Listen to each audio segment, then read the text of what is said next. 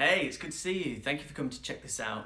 My name is Jamie Sharp. I'm 26 years old, based in the UK, and for most of the time I'm a musician. And yes, Sharp is a hilariously coincidental name for a musician.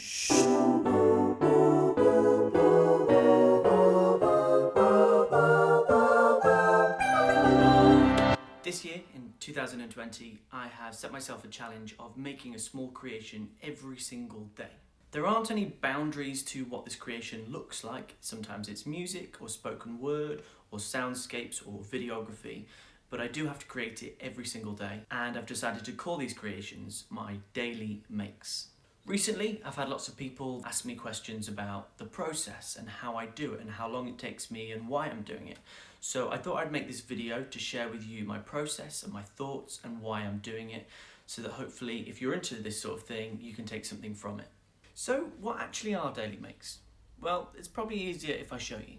They look a bit like this. Here comes the sun.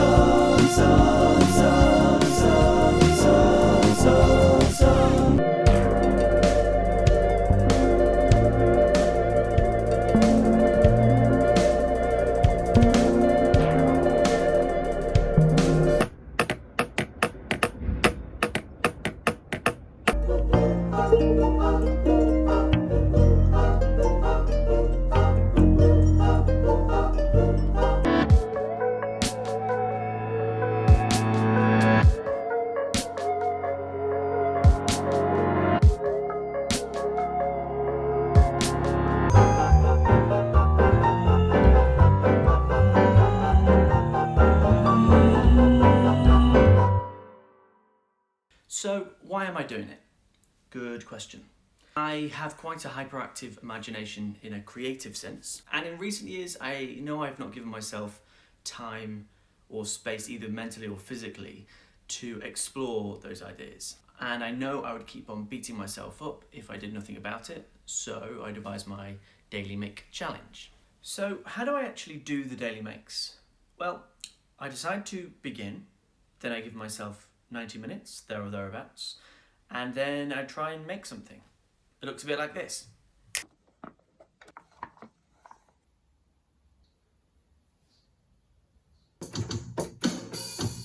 No. Jamie!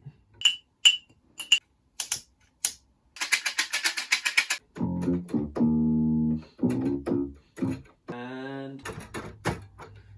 oh, what's it missing? Post. No. Alright. Yeah. Spells it wrong. No. I give myself 90 minutes for a couple of reasons. One is because I'm trying to improve my workflow and my efficiency of getting things out. People generally work better under pressure. When I was younger, I always assumed there'd be a point in which you draw a line, and if you wanted to record an album, you would just block 6 months of your life off and you would go away to an island and record an album. Or you could go to a rehearsal space and generate a piece of theatre. And that's a lovely idea because you can be completely immersed in those worlds. But I don't think it's that realistic. Really, the creative arts are all about reflecting life and reflecting your experiences. And if you stop having those experiences, you've got nothing to reflect. If you stopped experiencing those things, you would just be creating, I suppose, what you assume those experiences are. So it'd be like a false representation of life, or an assumption of what life should be. I firmly believe in carrying on normal things, like having jobs, like seeing friends, like doing your chores, like taking on work, and trying to live as rich and full a life as possible, so that you've got an abundance and a surplus of these experiences, so that when you come to these 90 minutes every single day, it's not like you're scraping the barrel for experiences and thoughts and emotions that you've felt. Actually, you've got loads. Okay, time for some questions. The first question is from an old school friend, James Beale. Below, he asks, what is your favourite environment for getting inspiration for these daily makes? For example, a walk or meditate? I don't think I have a set place or a set space that I go to. Actually, even the rooms that I make these in changes. I was in Budapest over mid-February, and I really wanted to push myself to keep on going. I couldn't bring really a keyboard with me, so I turned my Mac keyboard, you can turn it into a piano keyboard and play everything in. So I did lots of things like that and recorded found sounds of people busking around the city. So that was a good challenge. Generally, I think I like new spaces, so ones that I haven't been to before, just because you open your senses a little bit more when you're somewhere new. And if you're in the same place that you've either driven or walked many times, you become a bit desensitized to some of the nuances of the place. So yeah, generally new places. Having said that, some of my favourite places are waterfalls, listening to nature,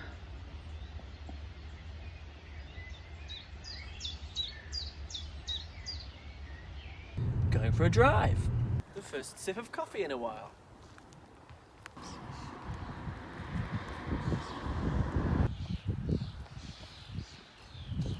finding nice views on a nature walk.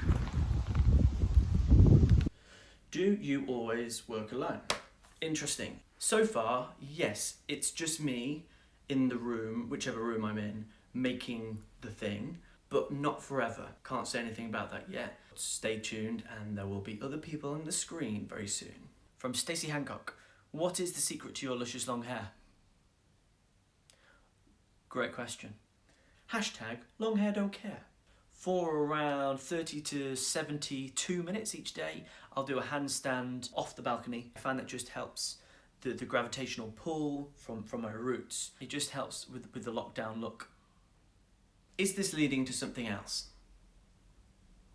Yes and no.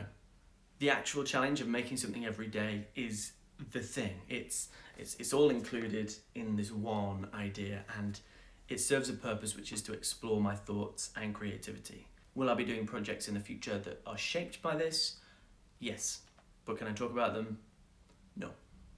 Next question is from Scott Edwards. And shout out to Scott. He's a fantastic singer-songwriter, guitarist, and he's doing really well on YouTube, so check out his channel. Shout out to Scott. He says, how do you stay committed to it every single day? Haha. Really good question. Couple of things. One, by being on social media and putting it out each day, you're accountable to other people. And generally I find that you're much more likely to do things if you have somebody else to be accountable for. Secondly, I used to think that little voice in your head that says, oh, I don't really want to do it today, is something that you should bottle and tuck away. And that's being strong and that's being disciplined. But actually, I found that if you lean into that voice a little bit and ask some questions about why is it that you don't want to do it? Is it that you're tired? Is it that you're feeling not very inspired, or you don't like what you wrote the day before, or you're embarrassed about something? You learn way more about yourself than if you were to just bottle it away and tuck it away. So being accountable and actually asking the question as to why you don't want to. Next up, from Gareth Parker. Do you pay your elves minimum wage? Actually, once they've signed on the agreement, they are only paid maximum wage and above. On Tuesdays, the melon is free, and I find once they've been there for about 3 or 4 months, whether it's Mondays and they're painted orange or Thursdays and we go for kind of a turquoise, they don't really mind the sun or the moon. Okay, next question's from my friend Aaron Wood, and shout out to Aaron. He's an amazing trumpet player and producer and coffee drinker, all around really good guy. We used to do a gig, Aaron and I, every Christmas, where we would rock up to BBC Radio Manchester and we used to play Christmas songs, sort of jazz style Christmas songs.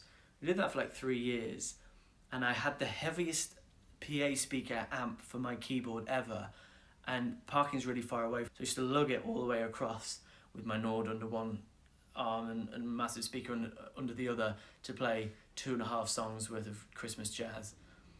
We should do that again sometime. That's cool. He asks, what are you wanting to get out of the process? A few things. 1, I want to prove to myself that I can do a challenge like this and stick to it every single day. 2, I want to explore what I like about music and myself. I want to explore, like I said before, why do I sometimes want to write something and other days I don't feel like it? And it's not just it's not a binary thing where you just up for something or not. It's like, well, why are you up for something this day and not the other? And it's just interesting to learn about yourself as a human that way. Overall, in my life, I think I've just found more value in the act of actually doing the thing, rather than just thinking about the thing, whatever the thing may be. A bit like in science when you were in high school, you remember the experiment where you blew up the bubbles and it kind of went to the ceiling, but you don't necessarily remember the equation or how it actually happened, like the theory behind it. That's just an example. And also I think it would be a pretty cool thing to see 366 experiments. I like to think the daily makes are experiments rather than polished objects. It would look really, really cool to have 366 experiments in front of me on screens at the end of the year. If you are intrigued by what I'm doing or you like it in any way and you want to support, the best thing you can do now is to like my videos, to subscribe and to share what I'm doing.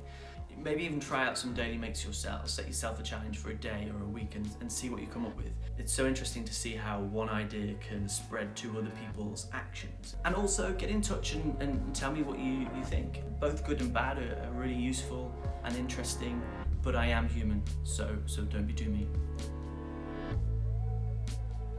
Thanks for watching. If you like what you see, like and subscribe below or above, I don't know where it is, and see you soon.